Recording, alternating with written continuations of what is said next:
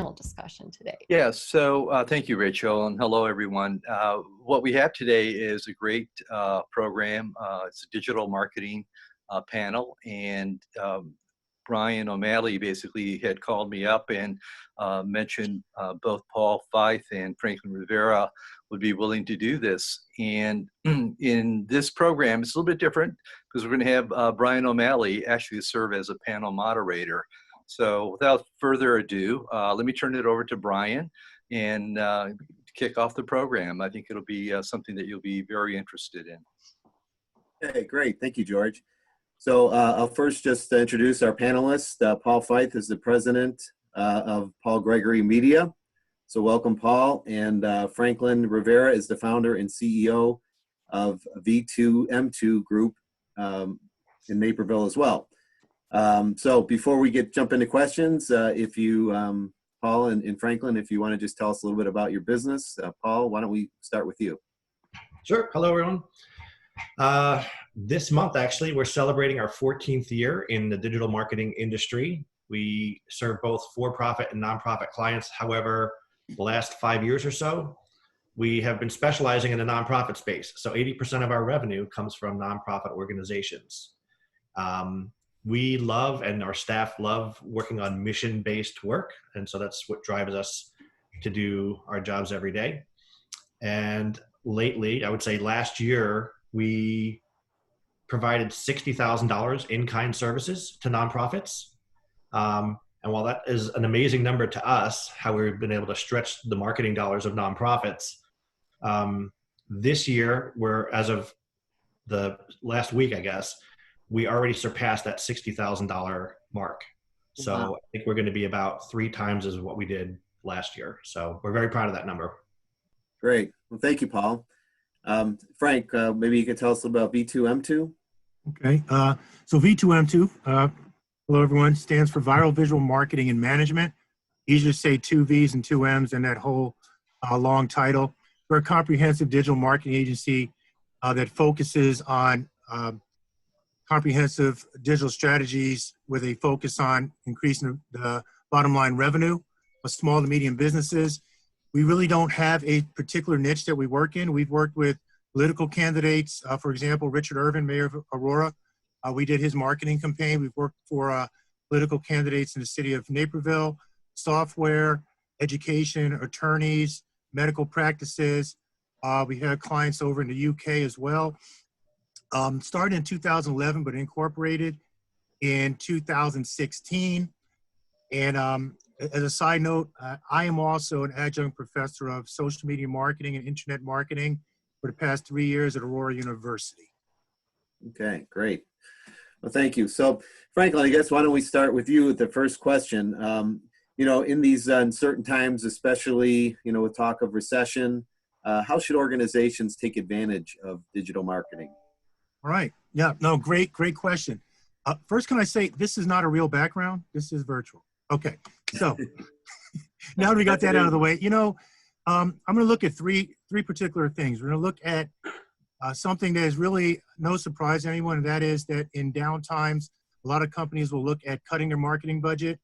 We're going to talk about getting more social on social media and also making that transition to the virtual space.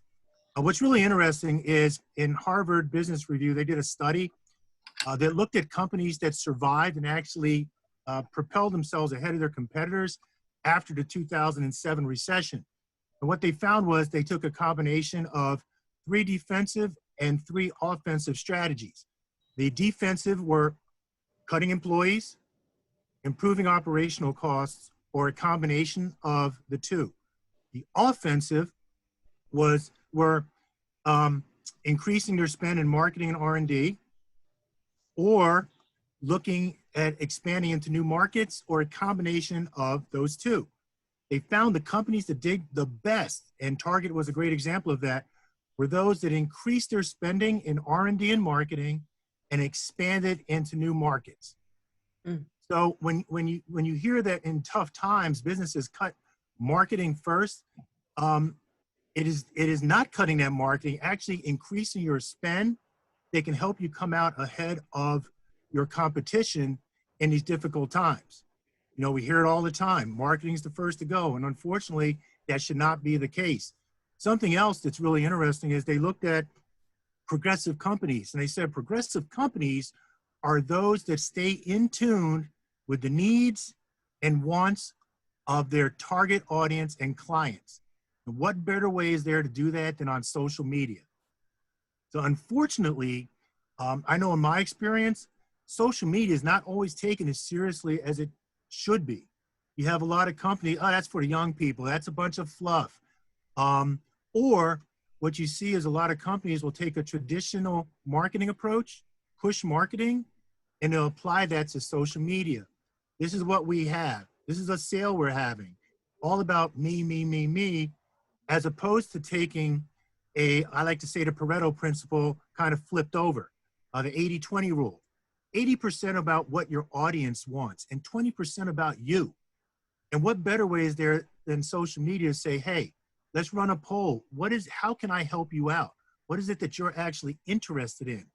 Or like everybody here in this Rotary group, forming a community. You know, I learned from a guy that was 25 years old. At 25, he's now a TEDx talker. I interviewed him when he was just getting started. He's like the top 25 under 25 in Milwaukee. He said, Frank, when you build a community, you can monetize it. I never forgot that. I'm like, here I am, 55. I'm learning from a 25-year-old. I'm like, that is amazing. This is a community right here. And by leveraging your community and supporting each other, engaging, talking, sharing each other's businesses, you'll find that you're able to not only build up a team of advocates for after this pandemic is over. The third point, making the transition over into the virtual, that really is tied closely to increasing your operational efficiencies. I think after this pandemic, you're going to find a lot of companies going to say, you know what, we can actually cut our operational costs and increase our profit margins by staying virtual, you know? So now is the perfect time to jump on social media, to engage with everybody and find out what is it that I can serve the people best. Oh, that's fantastic. That's interesting. It'll be fascinating to see what happens as we come out of this. And I actually wrote that down. When you build a community, you can monetize it. That's a great saying. Paul, is there anything you'd like to add to that? No, I agree wholeheartedly with Franklin just said. I would also maybe add that it's not a bad time to just take a breath, take a moment, and do some reviews and audits of where you are in that space. Take a look at your social media channel and see what has been engaging, what people have liked and shared, and what hasn't, and develop a strategy going forward of concentrating on the more successful types of posts. Get an idea of what your audience likes to see from you. Mm-hmm. No, that's great. I know in our industry, a lot of people are recommending now to do surveys to customers. You know, it's a good time to just kind of touch base, see where they're at, and get some feedback. So that's good to know. Paul, I know that you work a lot with nonprofit organizations, and given these unprecedented times, nonprofit organizations may see a decrease in large donation as sponsors restructure their budgets. What are some of the things that nonprofits can do to keep the dollars coming in from large sponsors? A couple things. One of my favorites is, because people tend to panic and they don't know where their next sponsor dollar is going to come from. They don't know if their large sponsors are going to stay with them. So I would say practice gratitude.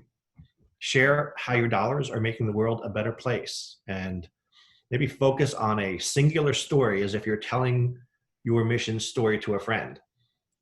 Those kinds of minor details make a huge difference. Keep in touch with your sponsors and your donors. Keep that relationship going. Don't let that fall off. Focus on recurring giving. It's something I know a lot of nonprofits are doing already. So as a business owner, my first priority is to make sure payroll is met. My second priority is to make sure operations are up and running in terms of those services. My third priority would be vendors. And then my fourth priority would be giving back. However, there are a few nonprofits and missions out in the world that I'm personally attached to and feel that I gravitate towards. So they are important to me. Now, I might not want to spend $2,500 sponsoring a virtual gala or just put it in the general fund because I don't know if I'm going to make payroll in 2 months. But I might be more apt to spend $100 to $200 a month or $250 a month to make up for that. That's a lot more doable. It still ensures that I have good cash flow and I can make my number one priority, which in my business would be payroll, so that we can continue servicing our clients. So recurring giving is huge. Collaborate to raise money. So 10 grassroots organizations serving people with maybe disabilities could host one virtual day of giving instead of trying to each do it yourself. I know there's a couple of huge ones going on right now. So I'm sure most of you know about Naperville Gives Now, which is May 4th or 5th, I believe. And then Giving DuPage Days is another one that's going on right now. It lasts a whole month. So great way to take on those big marketing channels and get your sponsors through those channels as well. Good time, as I told you before, or as I mentioned before, about taking a breath, pausing a little bit, and looking at the fundraising activities you've done last year that didn't make a lot of money or didn't make as much money as you thought. Maybe restructure those or get rid of them and focus on the ones that really are making the money that you need. Finally, avoid emergency solicitations. So asking donors to help out to save you from impending demise, never an appealing message. Nobody wants to invest or help out somebody that they don't think is going to end up serving your beneficiaries. And then back to Franklin's point, get social. Take those stories, take the mission, tell it effectively the way your audience gets engaged with it, and get on social. Okay. Great, Frank. Anything to add to that before we get on to the next question? No, I actually think that was really complete. I really like what Paul said about, don't have it like emergency solicitation. That is so true. Mm-hmm. But no, that was awesome, his answer. Great. Well, Paul, you kind of leading into, what you mentioned about getting social in the last part of your comments there. What tools are you recommending right now to your clients, to do just that? Yeah, very practical conversation. Your biggest digital asset would be your website. And so one of the best tools that are out there, and it's free. They have a paid version, of course, too, for a couple of dollars, but the free version is very, very powerful. It's called Yoast, Y-O-A-S-T. It's for WordPress sites, which most of you have, and allows you to ensure that each page is optimized so that when somebody searches for it on Google, they find it based on the keywords that you choose. So if you're providing computer training services for the disabled, and you want people to find you, they're going to pick a keyword like, computer training would obviously be one of them, right? Special needs, maybe another. And you could optimize that page because Google doesn't index websites, right? It treats each page as an island unto itself. So you optimize each page to be found for those that are searching for a particular keyword. Huge. Yoast, check it out if you don't already have it. For social media, there's a lot of tools out there. Hootsuite's has a free version. Hey Orca is a great tool for user interface, and so is Zoho. They're newer to the market. They've been around for about a year and a half, 2 years. But our favorite and one that we use the best or the most is Sprout Social. Sprout Social happens to be one of the more expensive packages on the market, but it has best-in-class reporting and analytics. So we can figure out what's working for our competitors or even other nonprofit organizations that we just want to benchmark against, figure out what's working for them, what's not working for them, and use it to our advantage as well. Hey, we're all in this together, right? So the best part of digital marketing is you get analytics and feedback and reporting in real time. So we know always what's working and what's not working. But now we can also check out on people that we want to benchmark against and competitors. Sprout Social is the best tool that we found that does that. And finally, for email marketing, a lot of you using Constant Contact and what's the other one, MailChimp, great packages. But if you want to take that a little step further and go into marketing automation where you can do ABC split testing, automatic segmentation, and on and on. MailChimp can get up around $200 to $300 a month at that point, whereas our favorite email marketing tool that we recommend and use is Emma. EMMA has the best-in-class reporting and analytics and automation out there for about $65 a month. Okay, interesting. Brian, could I just, there's a request in the chat asking if Paul could provide the names of those tools in writing to the group at some point. Yeah, I could chat that at the end of this, or even now. Super. And we have a recording of the chat, so we can share that. Okay, great. Franklin, what would you like to add to that? Yeah, so, you know, I have a pretty unique approach because when I started my agency, I totally bootstrapped it.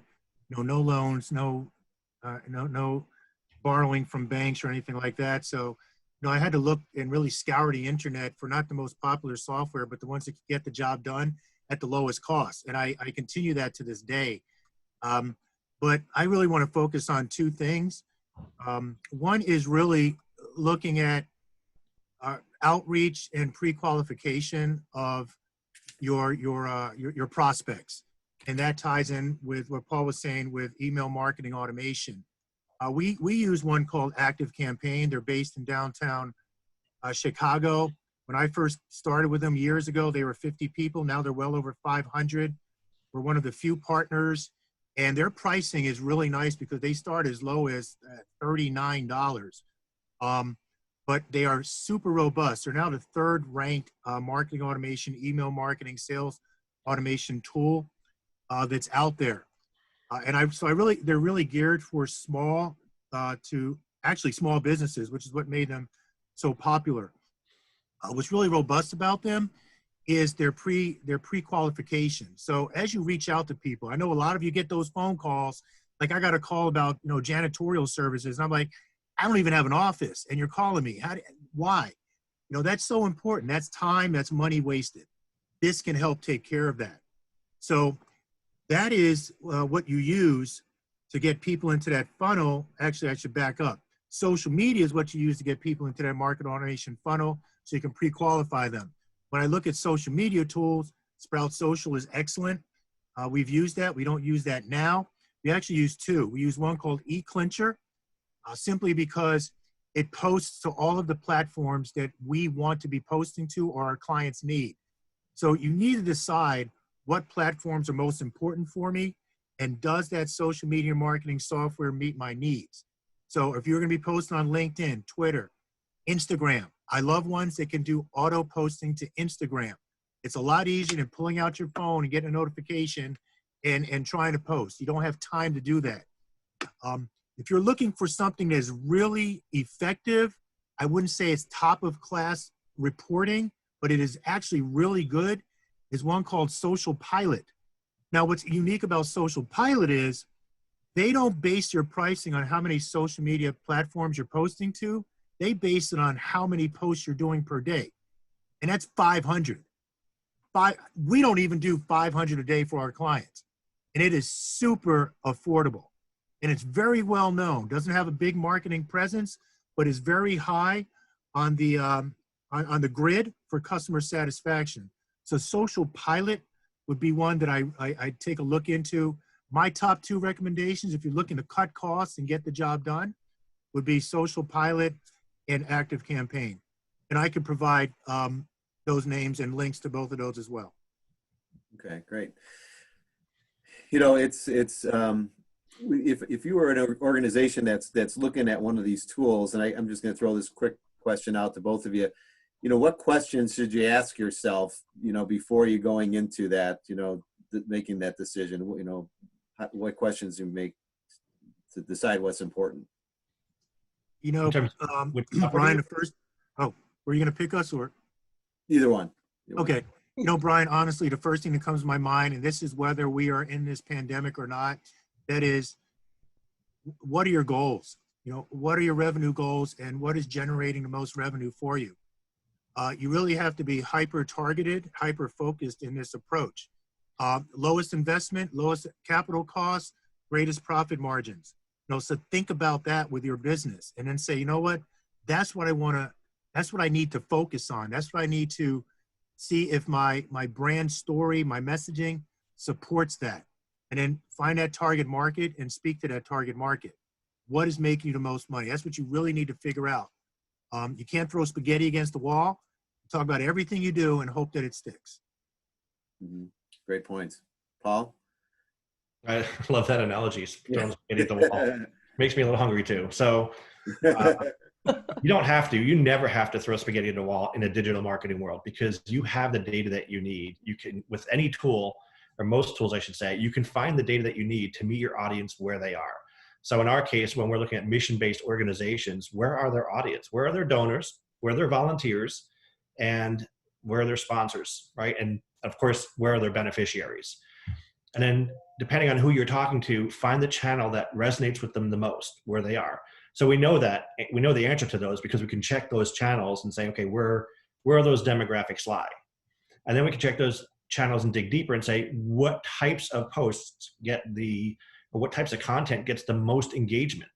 So within 24 hours, I can tell an agency or an organization where they should be, what types of posts or content gets the most engagement, what's the voice, the tone, is it employees or other staff members that get the most engagement, is it stories about volunteers that get the most engagement, and then develop a plan over the next 6 months to create content that fills in those gaps. So it's not a guessing game. It never is with digital marketing, which is why I love it so much. Mhm. No, that's interesting. It's definitely, there's a science behind it. And it's one of those things where, you're running an organization. It's not something you want to do yourself. You want to look to experts like Paul, you and Frank. So the Mike, one, can I add one more thing? sure. Mike, I think now is the perfect time. I'm sure Paul would agree with me. This is the time where you really need to put yourself out there as a business owner. When they interviewed millennials, they said the survey came back saying millennials felt that those CEOs that were putting themselves out there in social media were better equipped to lead a company into the digital age. So many of us are shy about putting ourselves out there, our opinions, our thoughts, connecting. This is the perfect time because internet usage is at an all-time high. So I would say slowly get over those fears and put yourself out there. Look at it as everybody in the room is just as dumb as I, except I'm the one that's giving the talk. So they figure I'm brilliant. Look at it that way. Mm-hmm. No, that kind of leads to, it was perfect lead into the last and final question here. So, the digital marketing has been around for years. How has this pandemic changed digital marketing? Frank, maybe you want to jump in on that? I don't really feel as if it's changing digital marketing. I think it's changing the way companies look at digital marketing. Mm-hmm. I think they're now realizing that, what they once thought was not necessary or just for the young crowd, and it was just a bunch of fluff, needs to be taken a lot more seriously now. So I think the perspective about digital marketing is really going to change. And as I told my students, I said, you are in a prime position right now because people are going to be looking for those that are skilled in this area like you. Mm-hmm. Great. Paul, anything you'd like to add to that? Just that the digital marketing channels, and if you were to, there are 8 of them, those channels for marketing has always existed, and people would visit them and companies would add them to their marketing mix. But visiting those channels is no longer an option. We actually live there now. Mm-hmm. We're living there right now in this meeting, right? We're using a digital channel to have this meeting. So there is no other option right now. People aren't driving by and looking at billboards as much as they were. I would say it's down 90%. Mm-hmm. So I would hope that changes in terms of us getting out sooner than later, hopefully. But because we live in digital marketing right now, I don't see that once this pandemic lifts, I don't see us going away from it and adding to the mix again. I see digital marketing as being a permanent, and that's really the point I want to make. This is not a temporary fix. This is taking something that's been creeping up on us for a long time for those that haven't embraced it, and it's now a permanent part of marketing. So it's a good time to embrace it.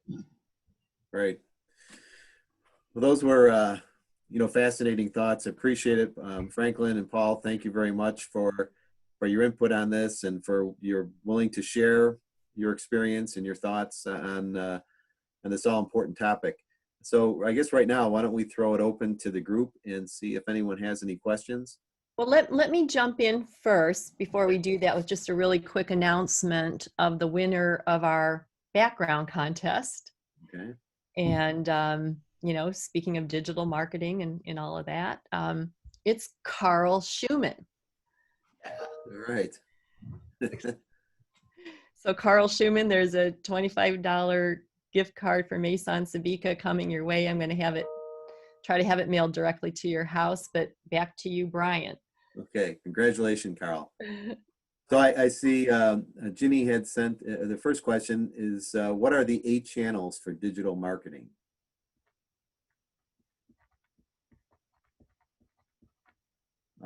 Frank, Paul, either one? Paul, you're muted. I'll let Paul answer that. Sorry, am I unmuted here? You're right. Yep, go ahead, Paul. 8 channels of digital marketing: social media, organic search or search engine optimization, content marketing, so that would be your blogs, your latest news, email marketing, affiliates and referrals, like who are your ambassadors, who are the people championing your cause, what other sites are linking to you. So that's all affiliate and referral marketing. Public relations, who on your team is talking to the press and the media. Display advertising, not used so much these days, but will come back. That would be your dioramas at your train stations and things like that. And then the last one's paid search. So it's commonly referred to as pay-per-click or paid search, where you actually pay to be at the top of a search result. Okay. That should be 8. Yep. Bran, you have to unmute. Bran, you'll have to unmute. You're muted right now.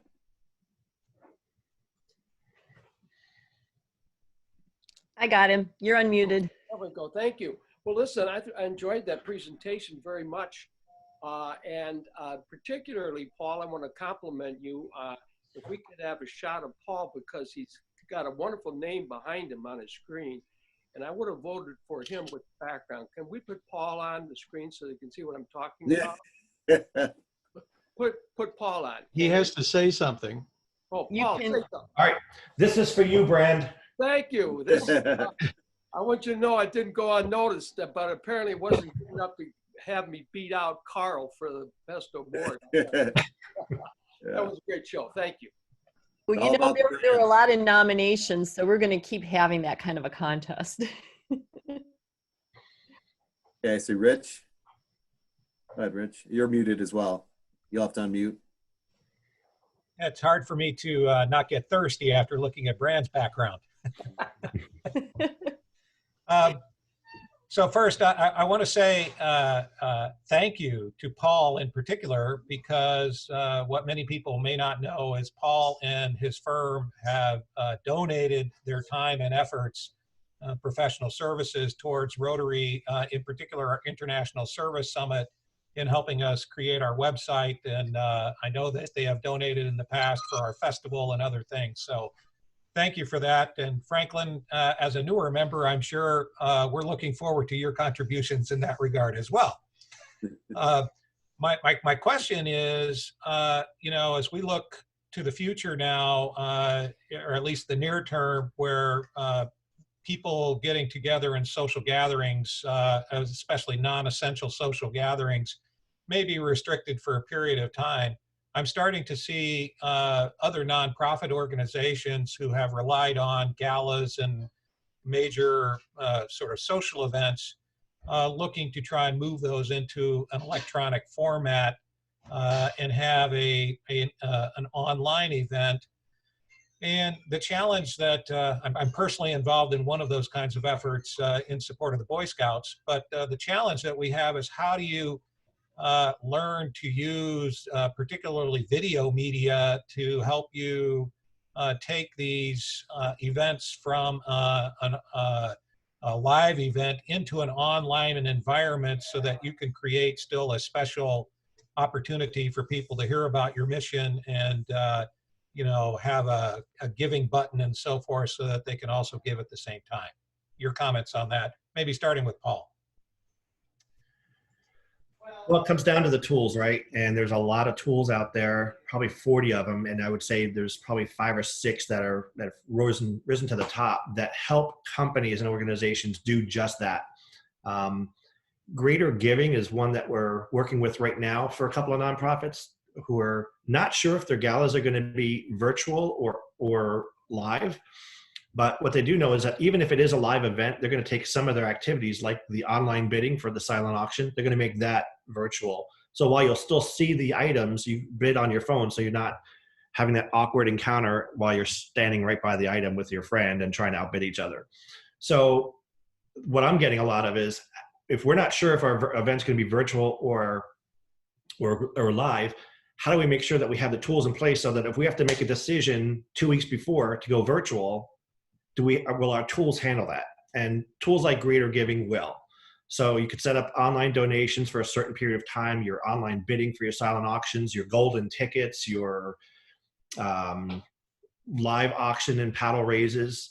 And then you're still having that donation channel going on during all of this happening, even though the virtual event may be one day, or since it's virtual, some of them are doing it like a week long, or in the case of Giving DuPage Days, it's an entire month long. What's really great is some of these tools will tie video, as you mentioned, into the event, and you could broadcast that video not only through the domain that you're using, but you could also rebroadcast it live to Facebook Live or YouTube Live. So some pretty good tools out there to really make sure that you're broadcasting to the right channels live and at the same time. Okay. Frank, anything else to add? Yes, I really feel like you really have to start at the foundation, get people into those tools so that you can use them effectively. And you have to create a buzz, you have to create an excitement around this event. And again, you have to build that community by staying in touch, with those corporations, those donors, those people that you would want to invite to this event. And once again, the best way to do that is by engaging them on social media, supporting them through social media, commenting or complimenting them on certain things that they send out.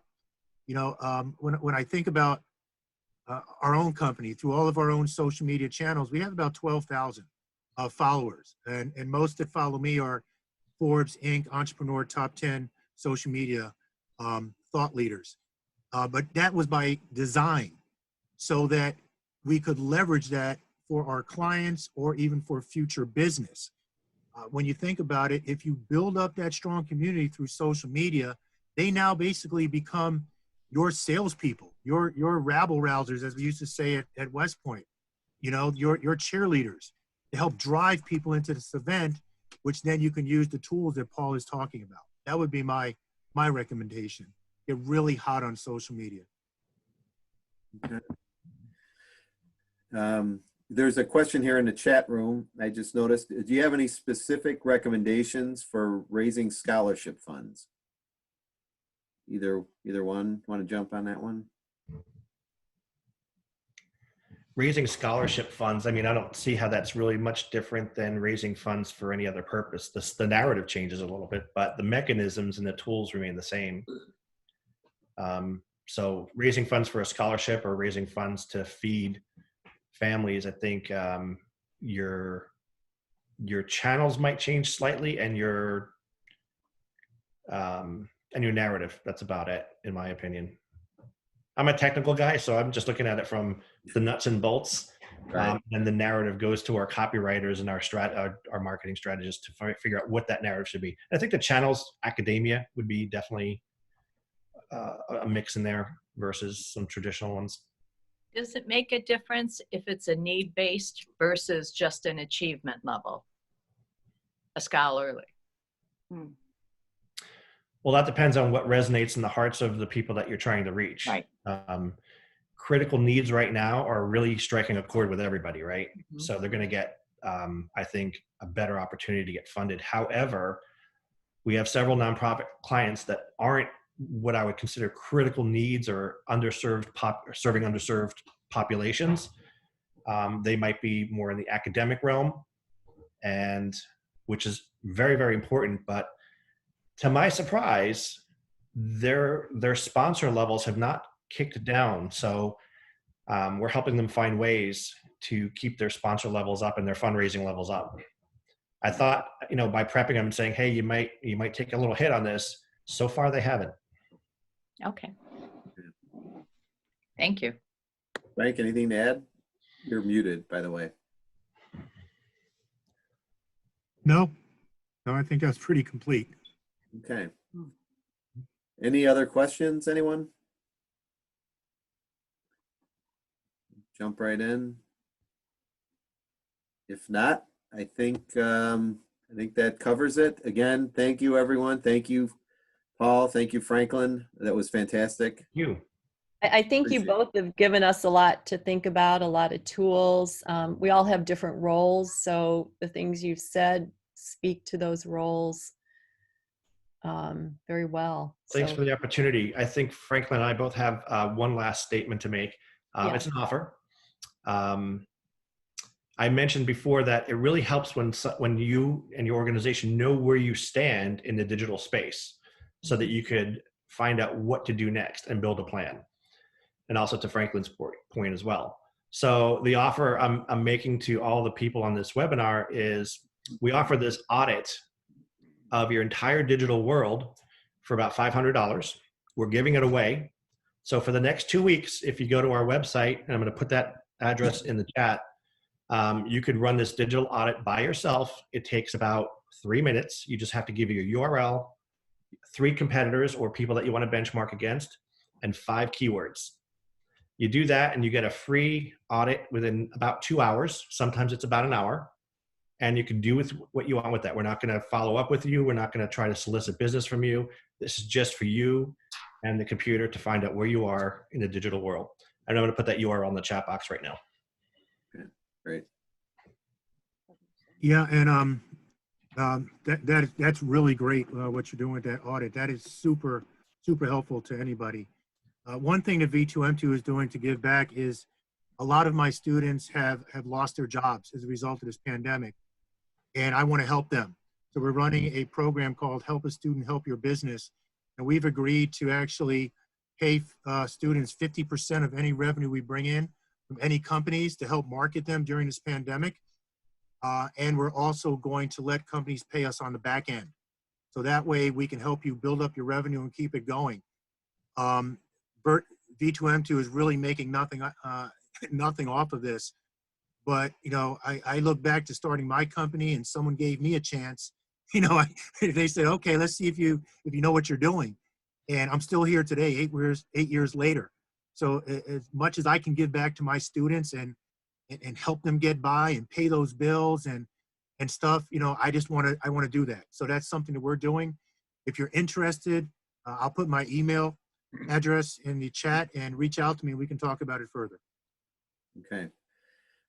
Thank you both. Any other final thoughts? There's also going to be